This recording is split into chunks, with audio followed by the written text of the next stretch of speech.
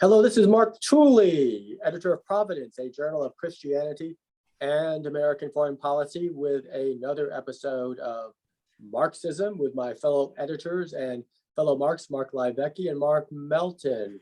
And today we're mostly, if not exclusively, examining a piece from Providence this week by our contributor, Debra Erickson, on needed new developments in just war doctrine in light of the 2 decades of the war on terror and the conclusion of the U.S. involvement in Afghanistan.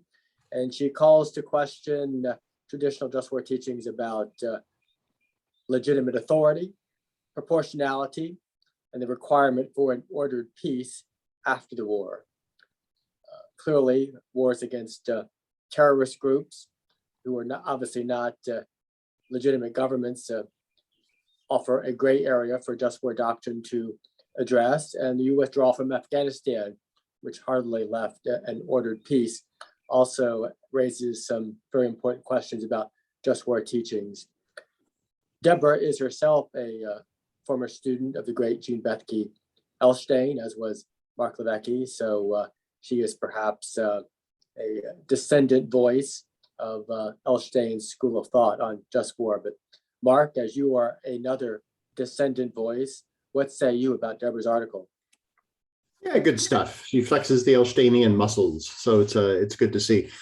Yeah, I think it's what I maybe most appreciate about her piece is it's careful and it's plotting and it's nuanced, which are sort of in one sense all the hallmarks not only of Elshtain, but ideally what the just war tradition is supposed to be. So she calls it a casuistic tradition, case reasoning tradition, which is what we've always. Let me stop you, Mark, yeah. Because would you define what casuistry is? I will. It is pretty much just what I said. It's a system of reasoning from cases or to cases.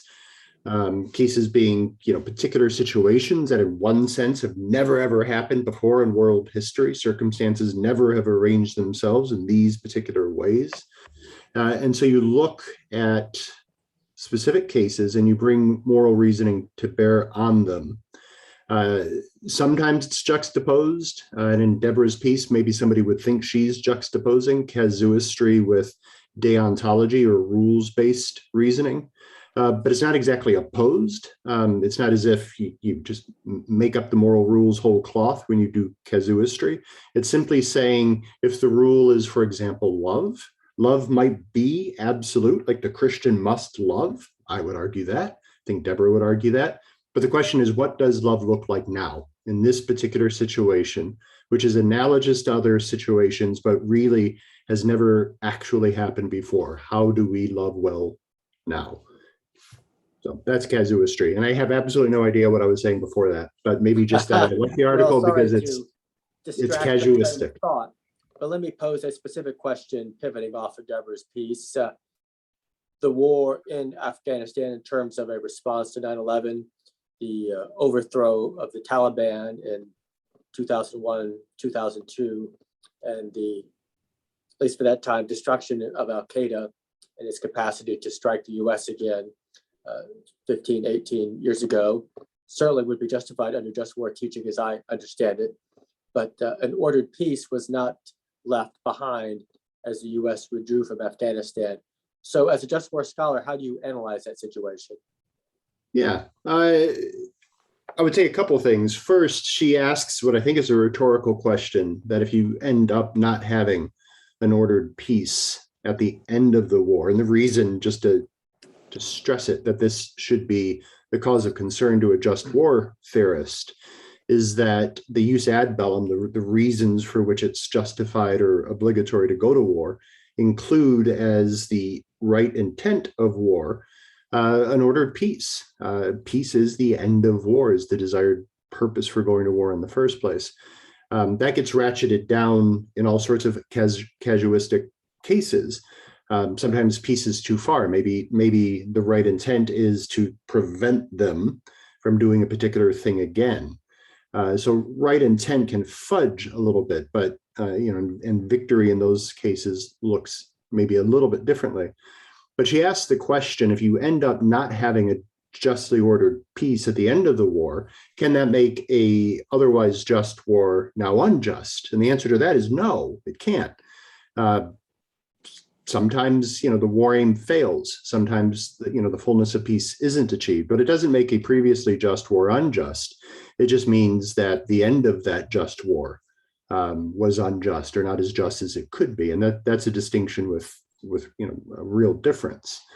So that's the first way that I would address that. And the second is simply the ratcheting down maybe of ambitions. There's all sorts of circumstances in which anything like an ordered peace is likely going to be an aspiration too far.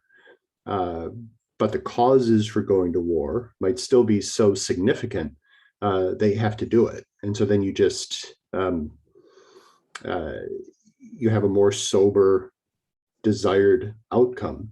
In the case of bombing Assad for gassing his own people, we don't want an ordered peace with Assad. That's not going to happen. We know that. But the right intent in this case is a more ordered peace in that we've compelled him to stop gassing his people. So I think just war can handle the ambiguity of what peace or what an outcome will ever look like in a war against a stateless actor. You can go all the way back to the beginning. I think the first invocation of just war principles in U.S. history was against the Barbary pirates. And that was never going to be, they weren't a state in any sort of Westphalian sense. But the outcome that we wanted was a more justly ordered Mediterranean in which we could sail without being taken captive. Such a just war tradition, I think, can handle the ambiguity. So the chaos following the U.S. invasion of Iraq would not of itself nullify the rationale for overthrowing Saddam Hussein. That's shifting gears a little bit, right? So if you know in the beginning that overthrowing Saddam Hussein is going to lead to that level of chaos, you might rethink overthrowing Saddam Hussein. You could still have less ambitious intentions, which might be to punish Saddam Hussein, etc. But there could be cases where if going into something, that all you're going to do is generate an incredible amount of anarchy by removing a totalitarian fist that, while not preserving or creating just conditions, at least enforced ordered conditions. So you can think of, Tito in Yugoslavia as well. There are some, sort of monstrous dictators who have provide a kind of good in that their societies are ordered. And of course, they're ordered for some, they're not ordered, for all sorts of people. But that could factor in, that would be an example of case reasoning, right? Sometimes also that gift of prophecy is rare to know for sure whether or not your solution is going to be worse or better than the problem it addresses. Right. The just war tradition doesn't ask us to be omniscient. Mark Melton, your thoughts on Debra Erickson's questions about the future application of just war? All right, so one of the things I appreciate with this is the recognizing that World War I and the Vietnam War are not every war is going to be like those wars. Like Lemecki just mentioned piracy. I know that there were past just war theorists who had written more on piracy, and that's going to be, again, another non-state actor situation that is going to be very different from World War II and Vietnam War. And because those happen in particular contexts. Vietnam War, we have North Vietnam with a lot of support from great powers. It would have been very difficult, I think, for us to win outright. But we also weren't doing what was necessary to win that war. But I think it's important for, in the 21st century, we're going to have to go back and probably read a lot more history than just the 20th century to understand all the different types of conflicts that may occur and to have a good understanding of what could go wrong in those situations. And, I don't think we can have a declaration of war against pirates per se. That's not going to work. But yet our American system is, we many of us would like to have some type of declaration of war, like some authorization to use military force. But, in these situations, it's, how do I put the, we're going to have to think creatively. And so that's something that we've been forced to do for the past couple of decades. And I know we in Providence have run articles that talk about these gray zone conflicts and how do we respond to them. And that is something that we're going to have to do a lot more of, thinking of. And it sounds like we've already done that in the past. And so it sounds like there's bits of the tradition that could be applied.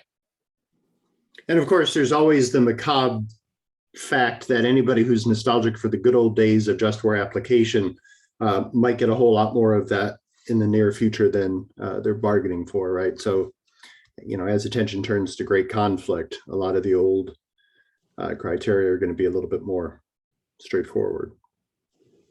Mark Lecky, I suppose critics of your school of thought on just war and Debra's analysis and advocacy of casuistry would say you have yourselves succumbed to a form of situational ethics, and many critics of that school of thought offer up their own very absolutist rules that they believe are premised on the scriptures directly or natural law that are very inflexible and do not work well with these gray areas. Yes, they do, and they do that all the time. I think that's one of the great debates that's ongoing within Christian ethics. How do rules work? Are they absolutist? And if we say they're absolutist, what does that even mean? Because earlier I stressed that at one level I am a Kantian in some ways, in that I think there are certain rules that are absolutely ironclad. Love. You have to love. We know that. You can't do anything that's unloving. But what love means in particular situations is not always clear. I mean, the rules that are absolute are very general, and they have to be applied situationally. And that's not a situationalist ethic. It's applying absolutes to human life.